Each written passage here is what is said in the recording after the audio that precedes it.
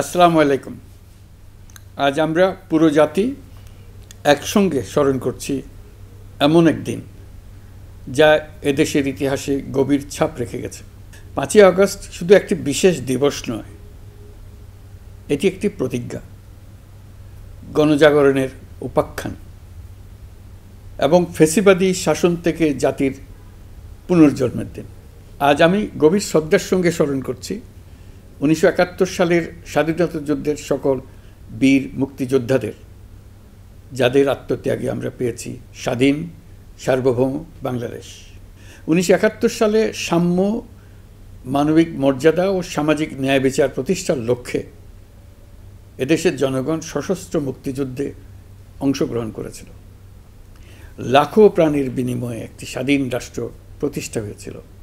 কিন্তু স্বাধীনতার অর্ধ শতাব্দী পরেও এদেশের মানুষ সুবিচার ও গণতন্ত্র থেকে বঞ্চিত হয়েছে, বৈষম্যের শিকার হয়েছে। 2024 সালের উত্তাল জুলাই ছিল বাংলাদেশের ইতিহাসে এক সংকটময় অধ্যায়, 16 বছরের পুঞ্জীভূত ক্ষোভের বহিঃপ্রকাশ। এদেশের এই বিপুল সংখ্যক তরুণরা 16 বছর ধরে ক্রমাগত হতাশায় নিমজ্জিত ছিল। ভালো ফলাফল করেও চাকরির জন্য ক্ষমতাসীনদের দুয়ারে দুয়ারে ঘুরেছে। চাকুরিকে ঘিরে তৈরি হয়েছিল দুর্নীতি, স্বজনপ্রীতি আর তদবির বাণিজ্য। যে তরুণ ঘুষ দিতে পারেনি, এলাকার মাফিয়াদের সঙ্গে সখ্য গড়ে তুলতে পারেনি, তার চাকরি হয়নি। সরকারি চাকরিতে বৈষম্যমূলক কোটা পদ্ধতি, যেটা মূলত ছিল দুর্নীতি ও স্বজনপ্রীতির আরেকটা হাতিয়ার, এর বিরুদ্ধে তরুণ সমাজ দীর্ঘদিন ধরে প্রতিবাদ বিক্ষোভ করলেও ফ্যাসিবাদী শাসকের টনক নড়েনি। দীর্ঘ এই সময় প্রতিটি সেক্টরে মাফিয়াতন্ত্র কায়েম করে একটি সুবিধাভোগী শ্রেণী তৈরি করা হয়েছিল, যারা আর্থিক ও অন্যান্য সুবিধার বিনিময়ে স্বৈরাচারের পক্ষে কথা বলবে, কাজ করবে।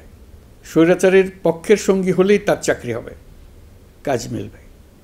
সরকারি প্রতিষ্ঠান, শিক্ষা প্রতিষ্ঠান, অর্থনৈতিক প্রতিষ্ঠান, এমনকি বিচার ব্যবস্থা, আইনশৃঙ্খলা বাহিনী, গণমাধ্যম ও সাংস্কৃতিক মণ্ডলেও এই ধরনের সুবিধাভোগী শ্রেণী তৈরি হয়েছিল। এদেশের গরিব মেহনতি মানুষের পয়সা লুট করে পতিত ফ্যাসিবাদ ও তাদের সহযোগীরা এক একজন টাকার পাহাড় গড়ে তোলে। সীমাহীন দুর্নীতির কবলে পড়ে অর্থনীতি ভেঙে পড়ে। এই দেড় যুগে প্রতিটি ন্যায্য দাবি, প্রতিবাদ, বিক্ষোভ চলাকালে পুলিশের পাশাপাশি দলীয় সন্ত্রাসীরা অস্ত্র হাতে আন্দোলনকারীদের পিটিয়েছে। গত 16 বছরে যারাই সরকারের সমালোচনা করেছে, নাগরিকদের অধিকারের পক্ষে কথা বলেছে, তাদেরকে গ্রেফতার অথবা গুম করা হয়েছে। লাখ লাখ বিরোধী দলীয় রাজনৈতিক নেতাকর্মীদের নির্বিচারে আটক, গ্রেফতার করা হয়েছে। এই ভয়াবহ পরিস্থিতিতে 24 জুলাইয়ে দেশের ছাত্র সমাজ, তরুণ প্রজন্ম, সাধারণ মানুষ সবাই একত্রিত হয় এক নতুন দিনের প্রত্যাশায়। সমস্বরে তারা বলে ওঠে, এবার ফ্যাসিবাদকে যেতে হবে। তবু দেশের মানুষের বুকে গুলি চালিয়ে শেষ পর্যন্ত ক্ষমতা আঁকড়ে ধরে রাখতে চেয়েছিল ফ্যাসিবাদী সরকার। তারা নির্বিচারে গুলি করেছে, গ্রেপ্তার করেছে, ইন্টারনেট বন্ধ করে হত্যাকাণ্ডের তথ্য লুকাতে চেয়েছে। রাতের অন্ধকারে এলাকায় এলাকায় অভিযান চালিয়ে ছাত্রদের আটক করেছে। গুলিবিদ্ধ আহতদের তারা হাসপাতালে চিকিৎসা নিতে দেয়নি। হাসপাতালগুলোকে নির্দেশ দেওয়া হয়েছিল যেন আহতদের ভর্তি না করা হয়। এই কারণে বহু মানুষ চিকিৎসা না পেয়ে চিরতরে দৃষ্টি হারিয়েছে, পঙ্গু হয়েছে।